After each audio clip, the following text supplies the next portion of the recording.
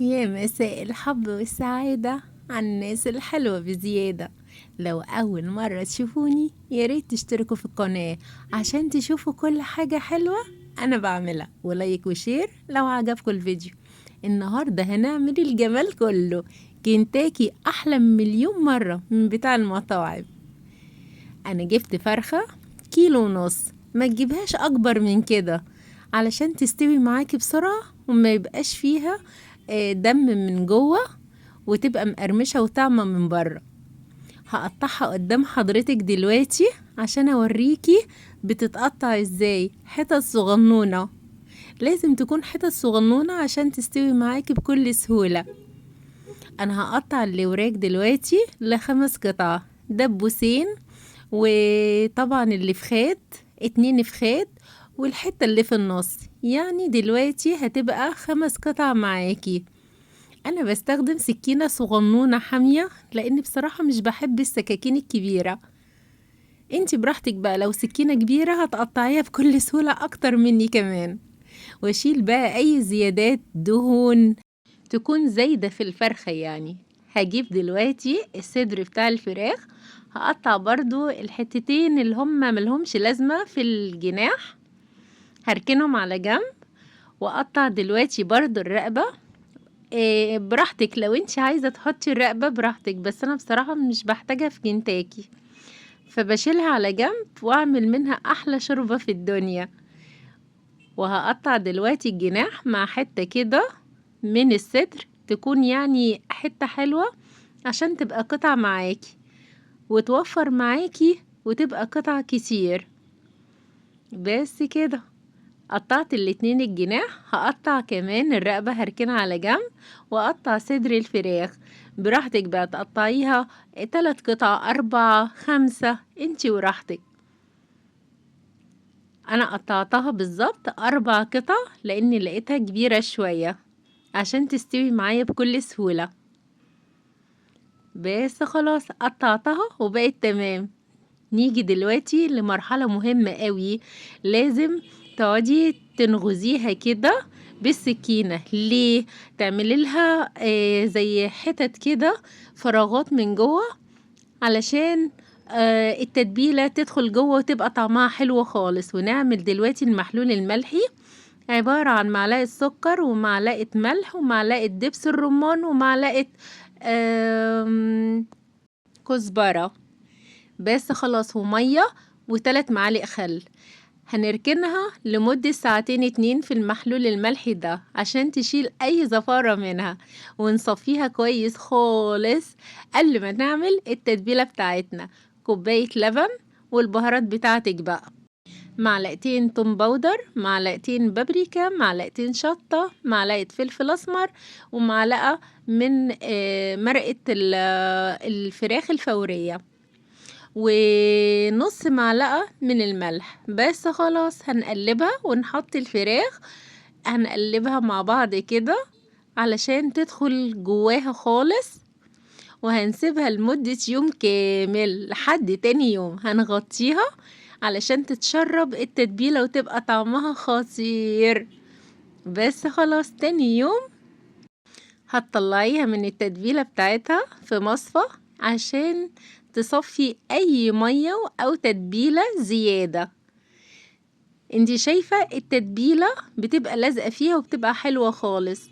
هنحتاج دلوقتي علشان الكفر نص كيلو دقيق، عليها معلقة واحدة نشا، ما تكتريش علشان ما تبقاش ناشفة معاكي، ومعلقتين توم باودر، ومعلقة ملح، ومعلقة بيكنج باودر.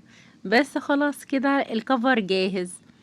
والفراخ بتاعتي برضو اتصفت من المية بتاعتها وبقت حلوة خالص، والتتبيلة اللي لزقت عليها هنحطها دلوقتي في الدقيق بتاعنا. هنحط 3 قطع ب3 قطع، ما تزوديش اكتر من كده عشان تقعدي تقلبيها بقى في الدقيق زي ما انت عايزة، قد 10 15 مرة براحتك. كل ما تقلبيها اكتر في الدقيق كل ما يبقى الكفر بتاعها كتير ومقرمش وطعم. بس كده هنجيب بقى ايه حاجة مهمة خالص: مية متلجة من التلاجة هنحط فيها ال3 قطع قد كده 5-6 ثواني، ونطلعها نصفيها ونحطها تاني في الدقيق، يعني نرجعها تاني علشان ايه؟ علشان تقعدي برضو تقلبيها في الدقيق. المرة دي بقى براحتك تقلبيها قد ايه؟ 20 مرة. كل ما تقلبيها كل ما يبقى الكفر بتاعك كتير ومقرمش وطعمه خطير. بس كده. بعد ما انا خلصتها كده مع الدقيق، هتعملي ايه؟ حركة مهمة خالص. لازم اللي انتي تجيبي مصفى او صفاية اي حاجة، بحيث اللي انتي برضو تفرغي منها اي دقيق، تقعدي بقى تحركيها جامد جامد جامد علشان ينزل اي دقيق زايد عليها. كمان حاجة هتعمل ايه؟ احلى تعرجات في الدنيا، هتبقى متعرجة على الاخر. هي دي القرمشة بتاعت كنتاكي، احلى والله من كنتاكي. محضرة طبعا زيت غزير خالص على البوتاجاز، لازم يبقى سخن، ونسمي الله ونحط القطع بتاعتنا. هنحط ال3. الأول خالص هتبقى النار عالية لمدة 2 انا عايزة انها تتحمر كده، وتخلي الكفر اللي على الوش كده لونه ايه؟ يعني برونزي الى حد ما. بعد ال2 تعملي ايه بقى؟ توطي بقى في المرحلة دي، توطي بقى وتغطيها نص تغطية كده علشان تستوي من جوه وما يبقاش فيها اي قطعة دم. شفتي؟ انا غطيتها دلوقتي، وبعدها هسيبها لغاية ما تستوي، لغاية ما اروح احضر بقية القطع.